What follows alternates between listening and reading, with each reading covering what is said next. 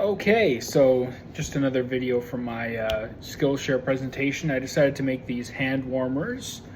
Um, Really kind of connects to the curriculum in terms of being able to recreate things and to fix things because of human action. I really felt that that was a great part of the curriculum that I studied for the grade twos.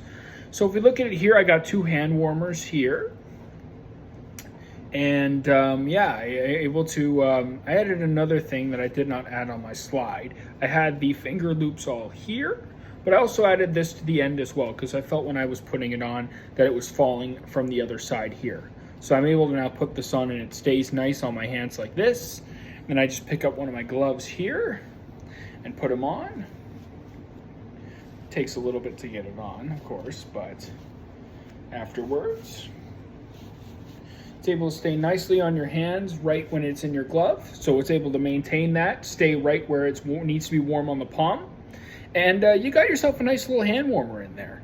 Now, it seems to work decently so far. The glue definitely takes a little bit of time to dry. However, though, I think that it maintains the warmth that you need, and it definitely, you feel that extra support for warmth as well. So I feel like stuff like this is something great to teach students to kind of get used to just using leftover materials in your house rather than using outside sources of plastic, which would be those hand warmers, of course, made of.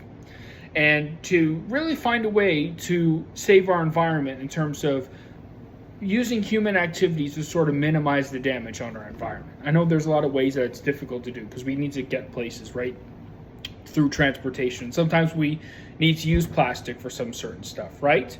But some ways we can use sources to minimize this. And essentially, we have stuff in our homes that's not being widely used, like leftover pieces of fabric or a neck warmer we don't need anymore, or bandana, and then we can put it together and make something like a hand warmer. So I really felt this was kind of cool, and this would be kind of more of a demonstration to bring in and show the class how I made this. So I would definitely do a demonstration, then do a lesson plan based off of this, which I've gone into on my slides.